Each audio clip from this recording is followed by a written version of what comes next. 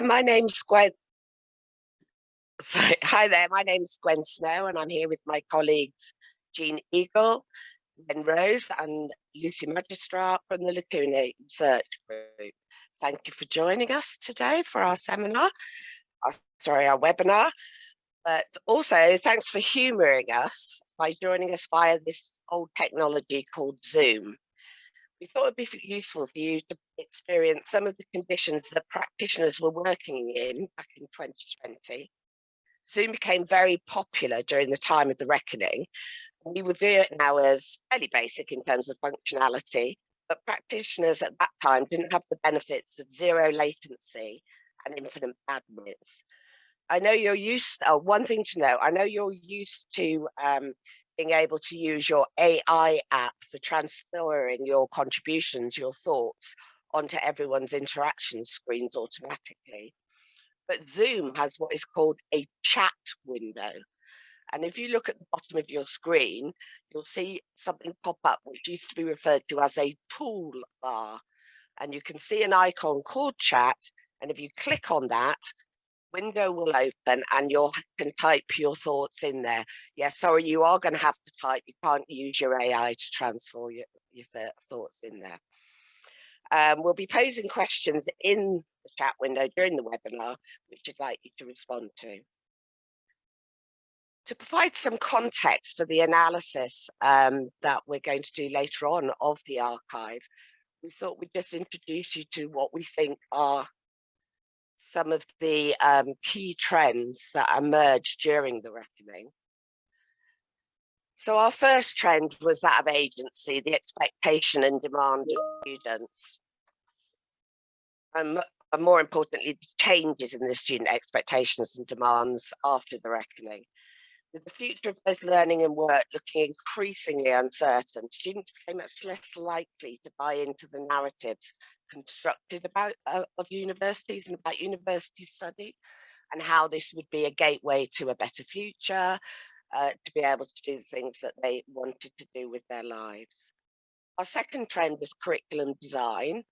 Who owns the curriculum, but also in very practical sense, caused by the challenges of endless lockdowns. How do you put together a curriculum that can be delivered in numerous different ways and also change the way in which it's delivered over very short periods of time? The third one, digital education. I mean, none of these are particularly new trends, but we think they accelerated and crystallized during the time of the Great Reckoning. We're talking here about blended learning, hybrid pedagogies, and how these actually did change students' expectations as well. The demand for 24/7 access to teachers and materials, and the subsequent growth in private universities to meet these diverse needs. And finally, our trend of education enchantment. Those of you that have read about the history of higher education, you'll know back in the 2020s and the decade before that, there was a strong notion of education enhancement. But here we're talking about education enchantment, much more around the role of wonder and spectacle, and how students came to expect that as part of their learning rather than a more everyday curriculum. So recently, the university has acquired the Lacunae archive, which you will all heard of course.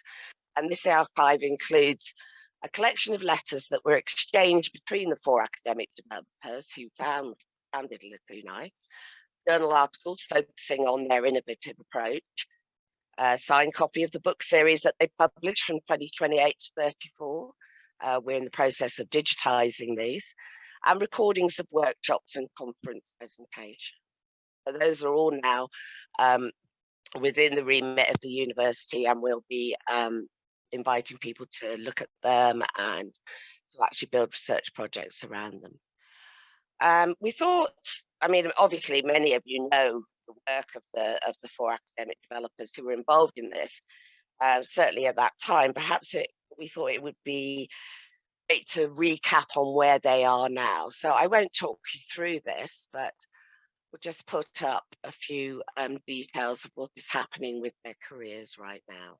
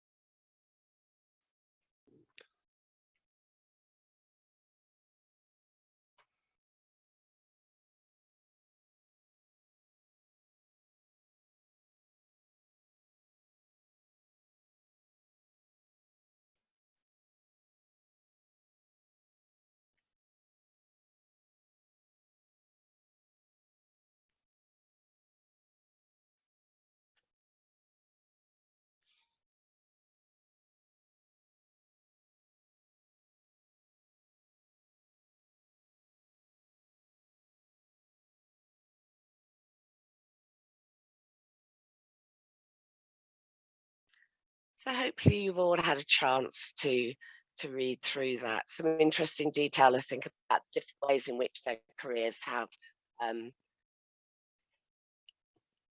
developed. I just need to stop sharing and start sharing again, I'm afraid, because I've forgotten to do something.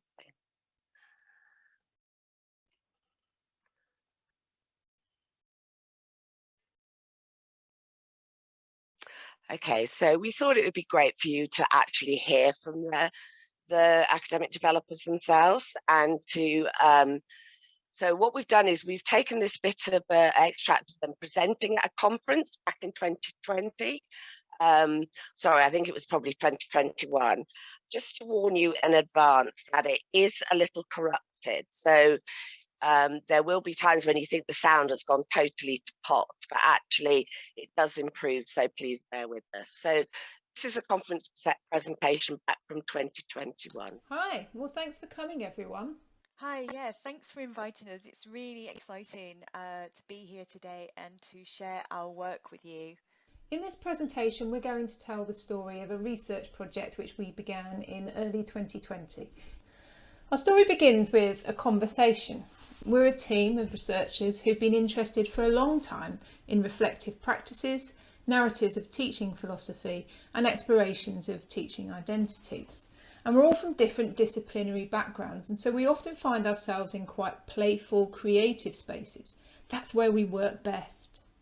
We believe that by exploring our different selves, dwelling for a time maybe in imaginary fictional worlds, we could push the boundaries of self and practice. But that's not easy to do when we're all distributed across the globe, across different time zones, and juggling very busy lives. So we wanted to find a way of collaborating and going on this journey together, and that's what this first conversation was about. So after establishing a framework in which we could situate such a project, and I'll say more about that in a bit, we set out to design a methodology that would let us interrogate our work and identities as academic developers.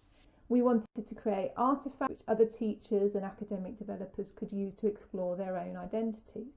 We wanted to take real reflections, remix the data, our words, and create fictional worlds and imaginary friends. We wanted to fuse together fact and fiction to offer others the opportunity to play with their own teaching identities, to play along with us. And so the letter writing project was born. Now, before we go on to talk about the kind of theoretical and the methodological aspects of the project, I think it's important to set the scene, our context. Our world is academic development. We've worked together for 10 years or so in academic development, and we find it to be a place of contradictions. It's almost a discipline with an identity crisis. Yeah, I mean, I always think that academic development and academic developers have got a recurrent identity crisis. We spend a huge amount of time considering our own existence. So even this month, well, last month, October 21, the latest special edition has been devoted to the question, what does academic development mean? Tell us your story of being an academic developer as you live it, highlighting the aspects that are most relevant to your work. So it's interesting to reflect upon whether our project anticipated this zeitgeist or whether it just captured the narcissism / insecurity of our field, or maybe a bit of both. So on the one hand, we all work in academic development units, and these are always caught in the crosshairs of managerialism and metrics. And yet as individual practitioners, we see ourselves much more in terms of enhancement and enrichment. So in the past, we've worked together and we've adopted playful approaches to our work in academic development. And we've used simulations and role plays and games and creative practices, etc. What this project allowed us to do was to question the role playfulness has in academic development. Does it threaten the enterprise of a discipline which is so desperately trying to establish itself as serious? I'm going to move on now then to the theoretical framework. So we situated the project using a framework of playfulness as a signature pedagogy, which was developed by Norgaard et al. In 2017. Now in their 2017 article, they argue that the notion of playful learning in higher education can provide an alternative prism through which we can design curricula and learning activities. And this, they say, provides an antidote to the increasingly performative culture of higher ed, a culture which, they argue, adversely affects students' learning. Now, this really spoke to us. We felt that this was equally applicable in teaching. Too often do we see teachers, the staff we work with, displaying goal-orientated behaviours that are characterised by avoidance of risk and failure. So we were keen to take a similar approach. In building their model, Norgard et al. Referred to Schulman's three dimensions of pedagogies: the surface structures, deep structures and implicit structures. And these structures come together to constitute the way we experience the doing, the being and the knowing of our professions or our disciplines. These are our signature pedagogies. And by adopting their approach to three structures of playfulness, we were able then to excavate our own practices and identities and explore how this shapes our professional relationships, if you like, to build our own signature pedagogy. It allowed us to ask, what does our pedagogy reveal, intentionally or otherwise, about the habits of mind, the content, the heart, values, and the hand, the skills, which we attempt to foster in all the teachers we work with.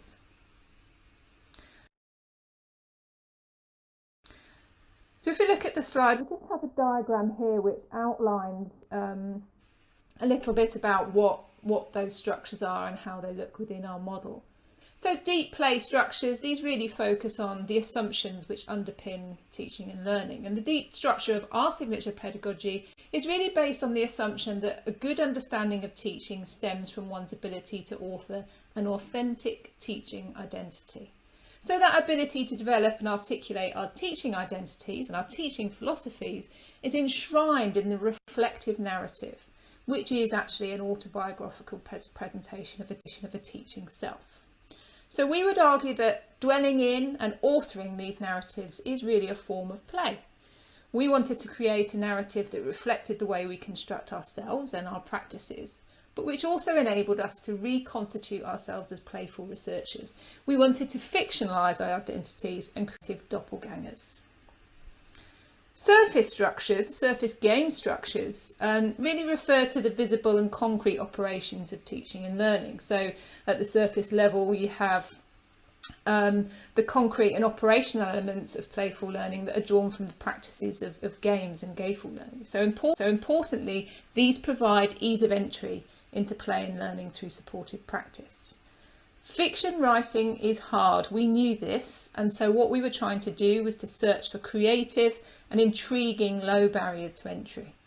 We'd been inspired by Harris's work on the correspondence method, and we were really excited and drawn to the fact that letter writing took us out of this fast, demanding digital world of modern communication and challenged us to communicate in new ways, and we saw playfulness in this. The implicit play structures refer to the values in the work we do in teaching and learning. So we understand that education is situated, it's relational, and it's complex. And of course it is values driven, and this was really important for us to recognise. So as academic developers, we promote continual reflection and change in teaching practice, not just for the fun of it or because we wish to be difficult, but out of a genuine desire to progress and improve teaching and learning. We know there's never one right answer to a teaching problem. It's always context dependent. So much depends on us being able to respond in the moment, to reflect in real time, and of course afterwards. So we would argue that academic development shares many of the implicit signature structures of play which Norgard et al. Propose in their model. So we share the values of democracy, openness, risk-taking and intrinsic motivations, and our illusory attitudes form a kind of hidden. So having situated the project within that theoretical framework, we'll just move on now to talk a bit about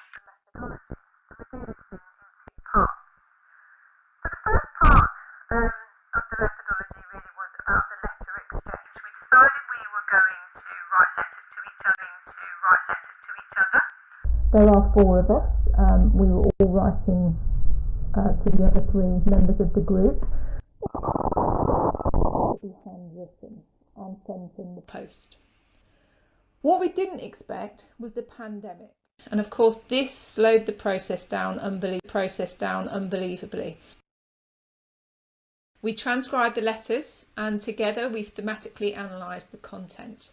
This led us to the identification of 21 themes, which we cross-validated through the process of discussion. And from the 21 themes, we were then able to identify 4 dominant stage of the project. Reflection, resistance and liberation, identity and agency. And I think it's interesting to reflect, Natasha, how we were embarked on this project, but actually it was only 12 months, 18 months later when we were in a similar sort of environment to this one and talking about what we'd done, that we came to the realization that we'd all been actually slightly on different pages as we approach this. And that, for me, what was really key was this sort of fictionality and entering into this imagined world and imagined space. And I think for our colleagues, Katrina and Jenny, had got a different sort of investment and a different sort of perspective. So Jenny was really interested in reflection on action, Katrina in the sort of experience or the disruption of exchange and letter writing. So even though we were spending a huge amount of time, we were all coming up with our different interpretations and our different rules. So in a way, we were casting each other as imaginary friends all the way through. Again, maybe relating back to the narcissism of our field.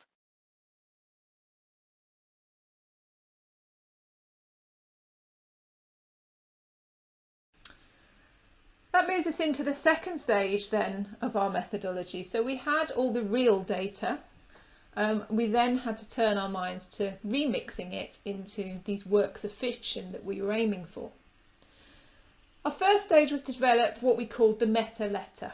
So this is a letter which was from a fictional character and was made up from quotes and extracts from the real letters. And this was a relatively easy thing to do. It was fun, but it just didn't work. There were too many voices. It was confusing. Our identities were confused. And at this point, it did not feel playful at all. This was a real point of crisis in the project. So we took a step back and thought about what was causing us so much trouble. We were then switching to a position of reflection in action, looking at the crisis we were in and adopting a different approach in the moment. Up until that point, we think I'm actually going to stop it there because the sound just deteriorates even further. But hopefully you enjoyed listening to the voices, and I think it was nice to just hear the participants to discuss in their own language how they embarked on this project. And now we're going to do a bit of a discussion around the themes that we identified, and I think I'm passing over, and I say I think because we're having trouble with one person joining. Hopefully Jean Eagle is there to take over to discuss this aspect. Jean, are you there? Hi there, can you hear me? Yes. Can you hear me, Gwen? That's wonderful. We've had another one of our power surges, so I'm outside in the snow. But we thought it would be really useful having kind of given you a flavour of the letters, of the voices of our correspondents and kind of what we found in the archives, to kind of really pull out some of these themes and ask some questions that we're sure you'll be interested to explore as well. One of the things that was recurrent across all the letters and all the correspondence was this sense of rage, of kind of fury, and we don't know whether that was about the pandemic itself and this frustration of being entrapped, of being kind of the unpredictability and the uncertainty of that time. But there was also a sort of feeling of frustration about the roles of academic developers. that we had, you know, your kind of that contrast that they talk about between the managerialism, the metrics, and actually this enchantment that was so much part of what they were trying to do. So that rage is something that comes through, and it's interesting actually when we compare their rage with what was happening at the time across the sector. You know, there was a number of industrial actions, certainly in the UK. This was being spread elsewhere. And so that was important. And yes, that's the little birds. I think they're also looking for electricity and warmth somewhere too. So that rage is something that certainly drives it, but you also sense that there's something in the correspondence and in the letter writing process that enables that rage to vent. So it's a cathartic process, and that's something that is that's really interesting to think about, especially how we communicate now through AI. That actually the kind of impossibility of immediate exchange through letter writing, the pregnancy, the waiting, the unanswered questions, they all give space for the rage to find their own voices, and that's really, really important. The other thing that we thought it would be useful to share with you was the kind of recurrent sense of affection and intimacy between the four correspondents. Now, affection is something that certainly at that time in higher education we didn't talk about much. There was some really interesting emerging literature at that time around significant networks, around the value of those small significant networks and the way that colleagues could support one another. Certainly at that time, the kind of massive move to digital online learning really pushed people to search for community and that sense of belonging and what it meant, as well as some sort of rightly questioning voices about belonging and how you could force belonging. But between these four correspondents, I would have to say, as a kind of researcher looking back at that time, I found it slightly nauseating, the constant oh, lovely, and I wonder if certainly that's something the four correspondents mentioned, if that was something that was again related to the language of academic developers, perhaps very different to some of the other disciplines. So that's something that appears. But I think it's also important to mention that there is perhaps something slightly exclusive about that network as well. And certainly now, 40 years on, we have become a more inclusive, could you say higher education was a field? I don't know, but we have become more inclusive. We have more voices that are represented. But at that time, there were many voices excluded from academic development. Certainly in the UK, it was a predominantly Western white field, if you can call it a field. And that's something that's certainly problematic looking back now. So that exclusion, that kind of perhaps cliqueiness, that being on the inside and not on the outside, really makes us ask questions now about what that means.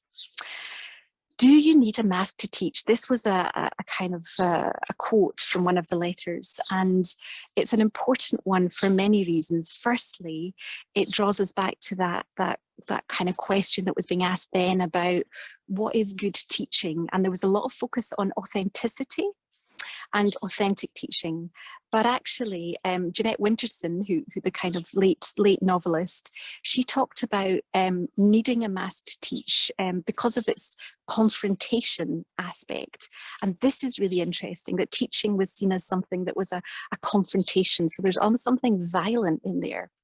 Now, of course, our whole understanding of teaching and learning has changed so much since that time. But this idea of a mask certainly would have meant something slightly different in those days, not least because, of course, certainly in Scotland, students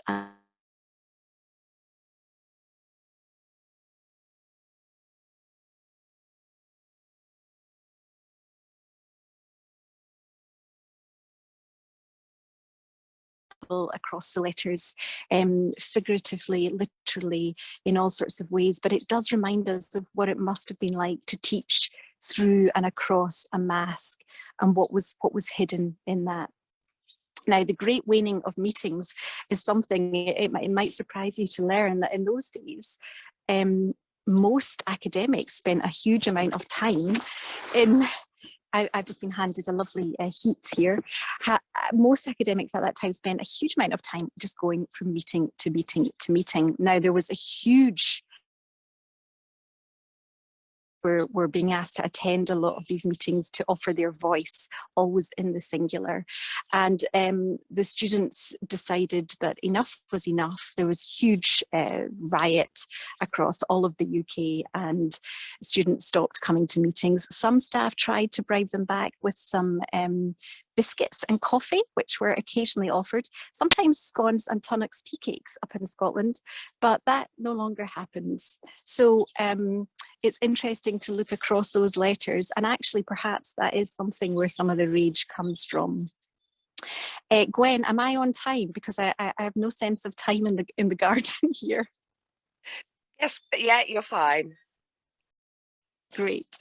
So as the great waning of meetings took place, it also highlighted something that comes up in the letters as well, which was the kind of terrifying support, or not support, the terrifying schisms that were occurring across global politics, geopolitics. So we saw those divisions certainly referred to in the letters. You could sense that fear and some of that uncertainty about what lay ahead, not just for higher education, not just for learning and teaching, not just for students, but also for the world and where it would go.